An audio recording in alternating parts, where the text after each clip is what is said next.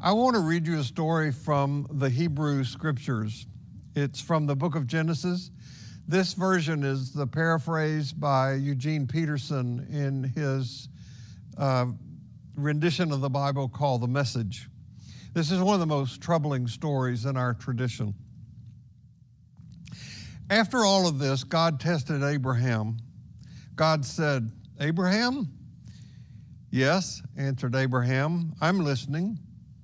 God said, "Take your dear son, Isaac, whom you love, and go to the land of Moriah. Sacrifice him there as a burnt offering on one of the mountains that I will point out to you."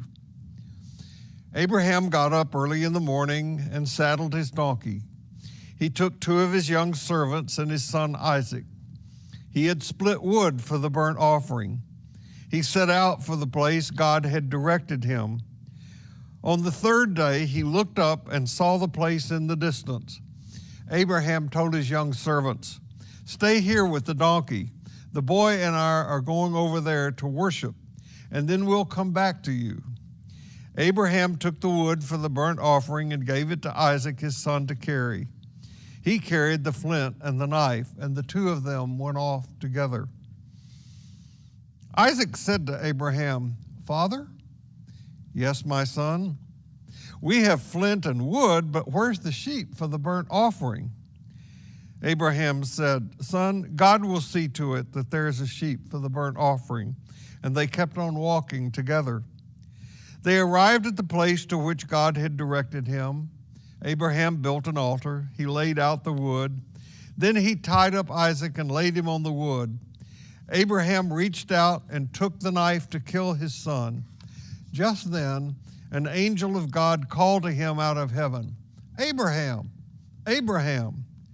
"Yes, I'm listening." "Don't lay a hand on that boy. Don't touch him. Now I know how fearlessly you fear God.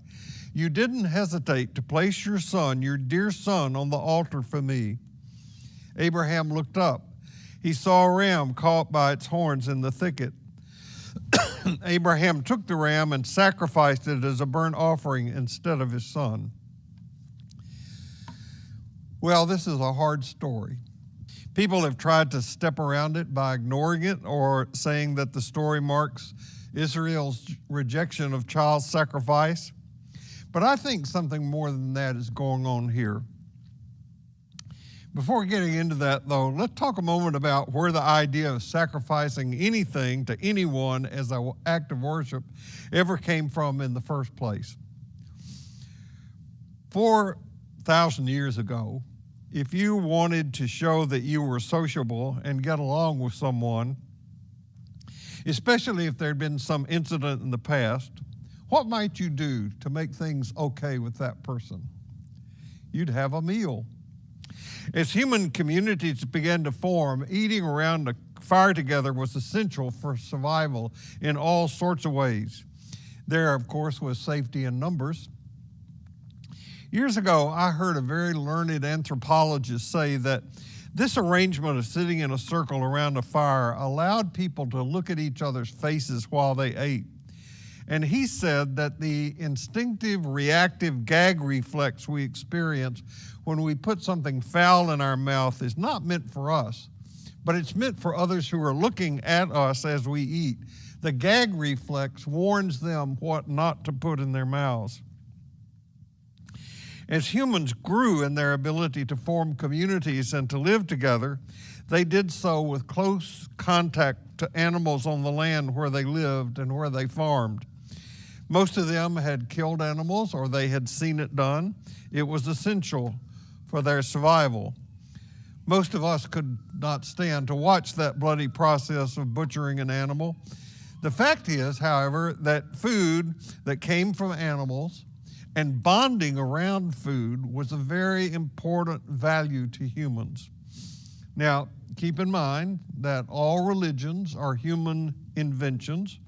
Religions are constructed using the symbol system that makes sense in the culture where they were constructed, so they're true for the culture in which they grow. Now, whether they're wise or useful is another question. All religions can easily get misused. All religions can easily be misunderstood. And we know that religions and religious understandings evolve over a period of time. The anthropologist I mentioned said that food and the sharing of food, the offering of food as a gift, was perhaps more important for human bonding and community bonding than even sex. So let's suppose that your consciousness evolves to the point of believing that there is an invisible deity off in the sky somewhere. How would people create or maintain or restore good relationships with this divine being? You'd make a gift. You would take a valuable animal, sometimes including a child. This is what this whole story of Abraham and Isaac is about. Or you would take food, and you would put that on an altar and you would give it to the deity, or you would have it burned on the altar. The word sacrifice means to make sacred.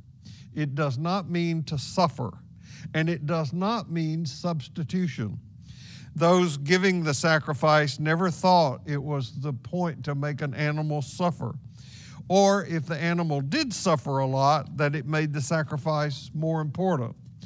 Those making the sacrifice never thought that the animal was dying in their place, both of which notions got somehow mixed up with the death of Jesus, but that's another matter for another time. Now, I have heard countless sermons preached on this story of Abraham almost sacrificing his son Isaac. It's a great, dramatic story. And I was taught in seminary that it meant to show an advancement in the human understanding of God. Though the religions around them might call for the sacrifice of humans, the God of Israel did not require that.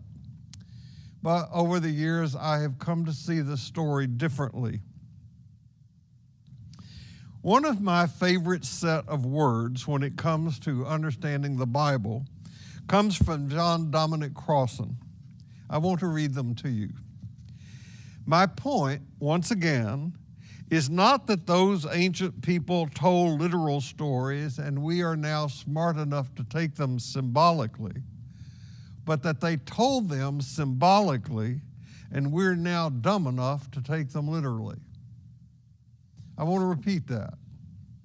My point is not that those ancient people told literal stories and we are now smart enough to take them symbolically, but they told them symbolically and we are now dumb enough to take them literally. So I want to suggest that you see this story of Abraham almost sacrificing Isaac as a parable. In it, God, the loving, forgiving, compassionate God of Jesus, asked Abraham to do the unthinkable. And like most all parables, this one seeks to make one point. This isn't a story about the character of God.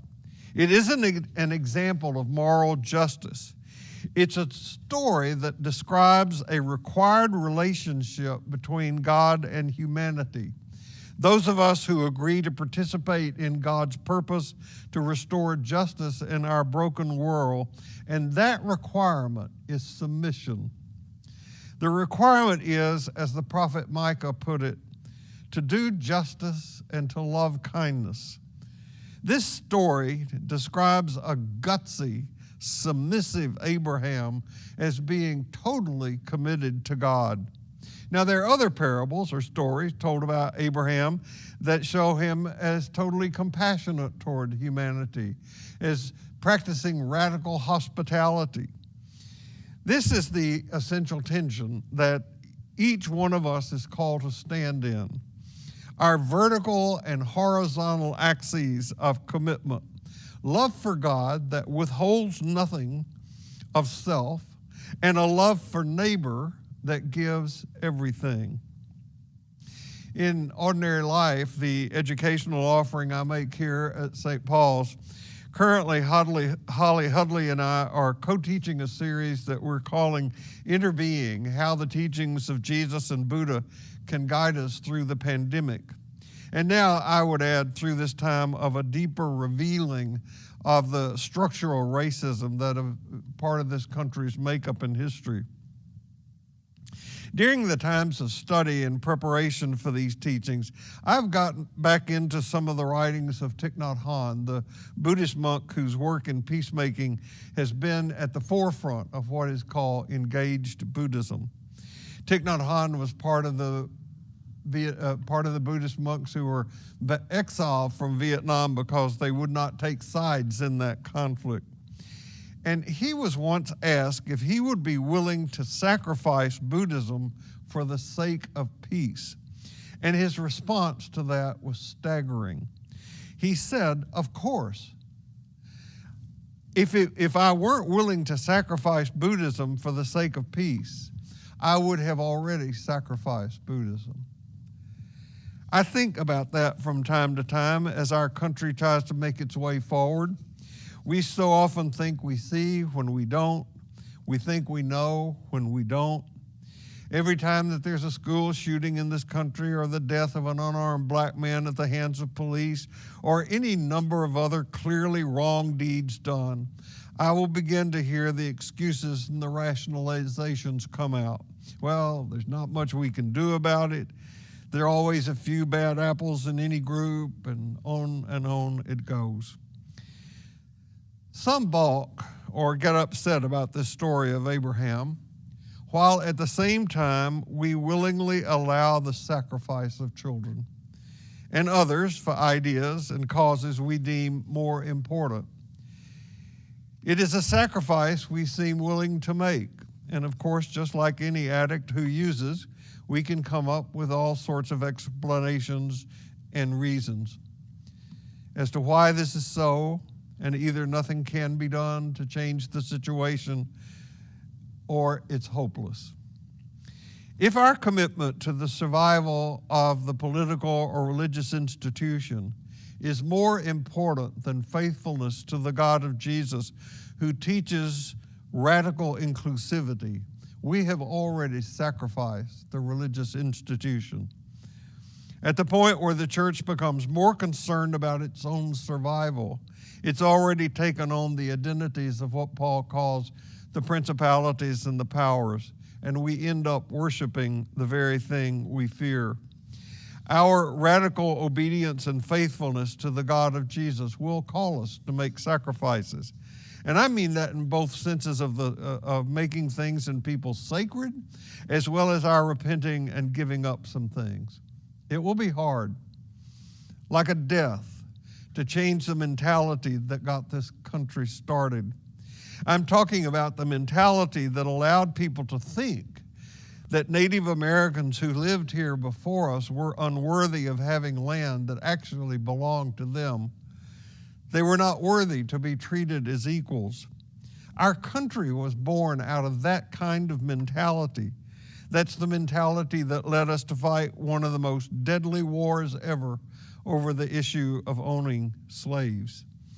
That mentality, however, has long been taught by our ancestors, growing out of the tribal mentality of the Hebrew religion, fueled by the belief of the gone wrong Christian movement in the 4th century that explicitly taught that anyone who was not or did not convert to this new religion should be exterminated. Righteous divisiveness became part of the collective DNA. The death of any of these systems is never easy. That fear that such change stirs up, the fear that such change stirs up in us is monumental. But there's an incredible paradox in what's going on in our country and our religious systems in the world. There is a light side to every darkness and a dark side to every lightness. This is the very evil of fundamentalism that is goading us into new ways of thinking about who we are and what we are to do. We're being stretched. And if we fight the bad with the better, we are finding a new path. And this is where hope is born. This is what I think we see going on right now in our culture and in our world. Our expanded knowledge in the worlds of physics and psychology are telling us that the answers of yesterday are not adequate to the questions that lead to tomorrow. The defenders of the way things used to be, or the way they thought things were, those people are anxious and frightened. Frightened people do frightening things. Fear leads to anger, and angry people do angry things. At all times in human history, people have lived between what was and what is yet to be. And up until now, there have been two competing stories about what is. The stories that we've had available to us are the stories that have been told by religion and the stories that have been told by science. Science is telling a new story. What we get a chance to be part of is what some folks are calling the new cosmology. Of course, it isn't new at all. What's new is our awareness of it. Ironically, what the scientists and physicists are telling us is what the mystics of all traditions have always said. We all come from one place. We are all interconnected. We can embrace that or not. Whether we do or not does not change the reality of it. The discoveries of Galileo and Copernicus didn't change anything. They just recognized what was already true. If something is true, it's true all the time, everywhere, whether people embrace it as truth or not. It is in this so-called new cosmology that we are to find the answers of identity and destiny. What we have a choice in is how we answer the question of what we do. Do we embrace the practice of kindness and compassion, or do we embrace the narrow confines of what we think is doctrinal and or ecclesiastical correctness? I believe that if we could embrace our connectedness, the kindness would take care of itself. You don't hurt someone who is part of your family. Amen.